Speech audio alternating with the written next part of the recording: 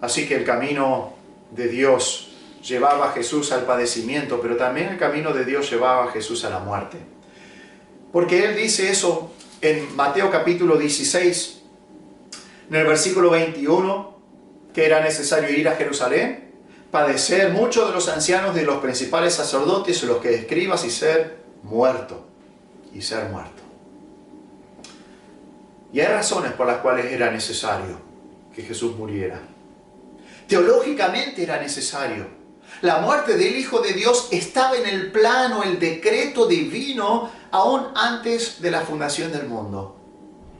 Esto no era nada nuevo. Este rechazo y la muerte del Mesías no era una sorpresa para Dios.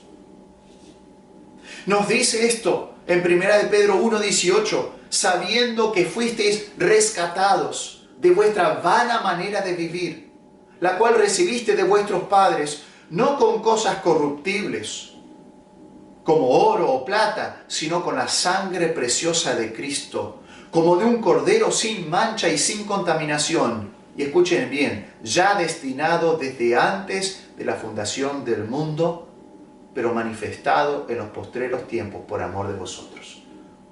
El Señor Jesucristo ya fue destinado como cordero inmolado desde antes que Dios formaba el cielo y la tierra. Estaba en el decreto divino. Era necesario morir. En su encarnación, el Hijo de Dios se sometió continuamente a la voluntad del Padre en cada detalle, aún en su muerte. Pero proféticamente era necesario también. Jesús no solo cumpliría las profecías gloriosas, sino que también las humillantes. Este era el plan de Dios desde el principio. Solo porque ponga las promesas del reino milenario para Israel en pausa, no significa que Dios tuvo que cambiar su plan. La iglesia era parte del plan del misterio del reino. ¿Se acuerdan? Hemos estudiado en Mateo 13 los misterios del reino. La iglesia era parte del plan, solamente que estaba escondido. Podríamos decir que en el plan revelado de Dios habían partes que estaban escondidas, no estaban dadas a conocer, pero eran parte del plan.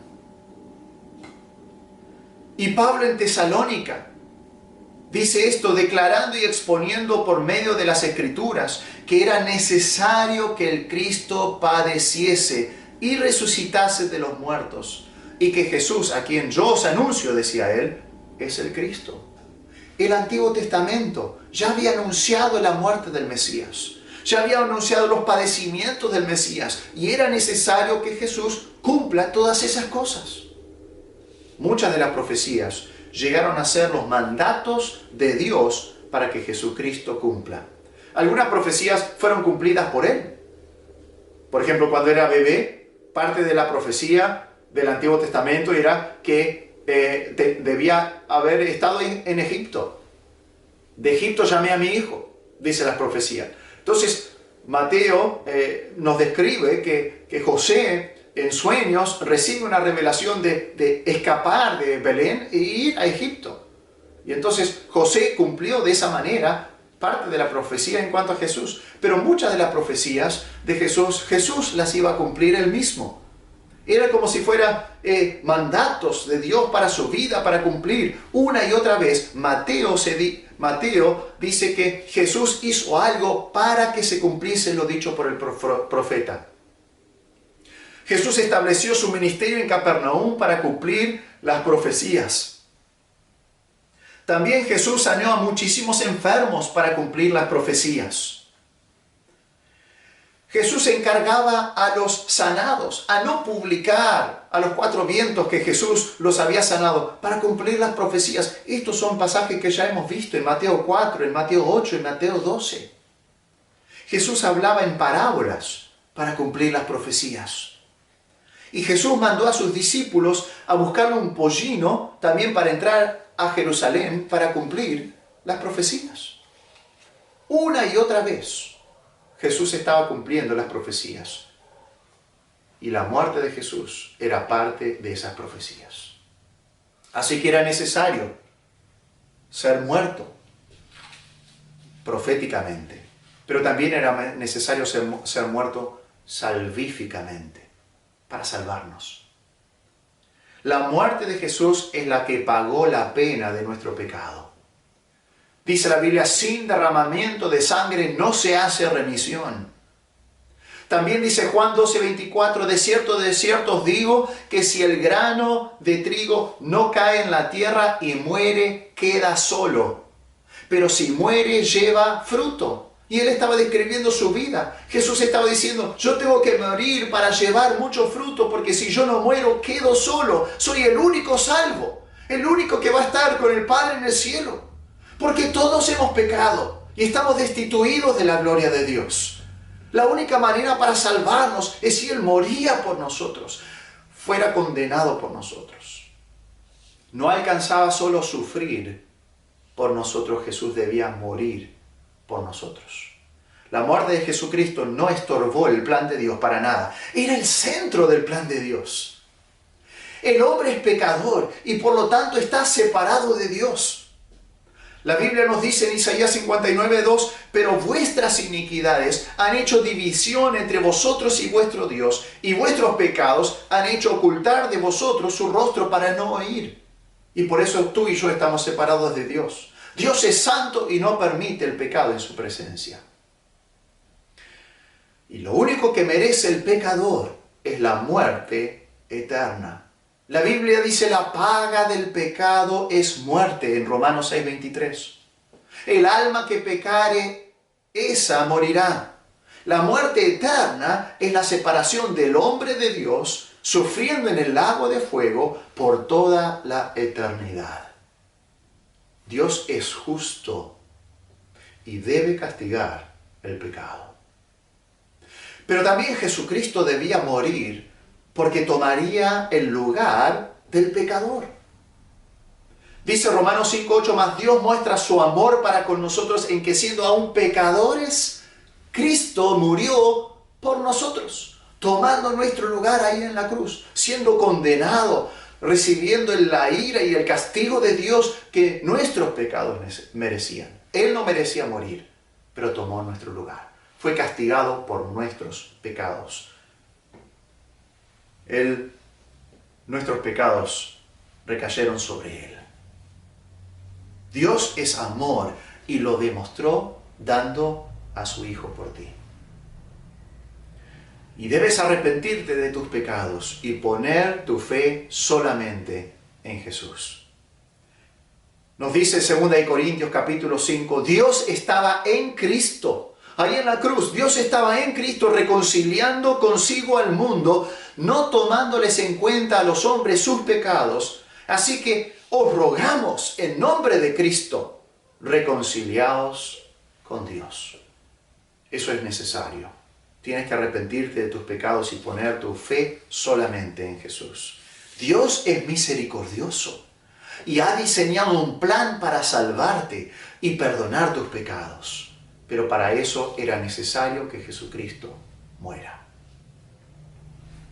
Pero el camino de Dios nos lleva a ti y a mí a la muerte también. Primero nos lleva al reconocimiento que estamos muertos espiritualmente. Muertos en delitos y pecados, como dice Efesios 2. Recién cuando nosotros reconozcamos que estamos muertos, es cuando nosotros podemos experimentar la vida. Hasta que no reconozcamos que somos pecadores, no podemos ser salvos de nuestros pecados y perdonados de nuestros pecados. Segundo, nos lleva a la muerte, a la vida vieja o al pecado. Una vez que recibimos a Cristo como Salvador personal y Él nos perdona, el camino de Dios nos lleva a una muerte a la vida vieja. Todo es nuevo desde que encontré a Dios. Somos nuevas criaturas. Las cosas viejas pasaron, y aquí todas son hechas nuevas. Y esta es una verdad maravillosa. Nos dice Romanos 6:6, sabiendo esto, que nuestro viejo hombre fue crucificado juntamente con Él, o sea, con Cristo, para que el cuerpo del pecado sea destruido a fin de que no sirvamos más al pecado. Esa palabra destruido significa ser rendido inactivo. Dios quitó el dominio del pecado sobre la vida del creyente. Pero ya que esto es cierto, y que Cristo nos separó de nuestra vida vieja, nuestra vieja naturaleza, y nos libró de la esclavitud al pecado, debemos vivir diariamente a la luz de esa verdad, considerándonos muertos al pecado, no haciéndole caso al pecado, porque todavía tenemos esa vieja naturaleza a pesar de que hemos sido separados de ella. Así también dice en Romanos 6, 11 al 13, así también vosotros consideraos muertos al pecado, pero vivos para Dios en Cristo Jesús, Señor nuestro. No reine pues el pecado en vuestro cuerpo mortal, de modo que lo obedezcáis en sus concupiscencias. Ni tampoco presentéis vuestros miembros al pecado como instrumentos de iniquidad, sino presentaos vosotros mismos a Dios como vivos de entre los muertos, y vuestros miembros a Dios como instrumentos de justicia. Así que el camino de Dios nos lleva a la muerte, porque primero tenemos que reconocer que estamos muertos espiritualmente. Luego también nos lleva a la muerte, a la vida vieja, a la vida pasada. Pero también, en tercer lugar, nos lleva a estar dispuestos a morir físicamente por Él. Fíjense lo que dice en Mateo capítulo 16.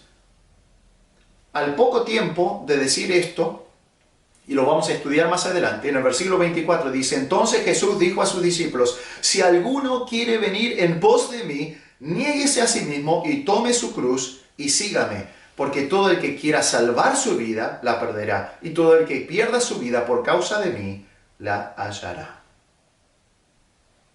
Así que el camino de Dios para tu vida y para mi vida posiblemente nos lleve a la muerte física por Cristo.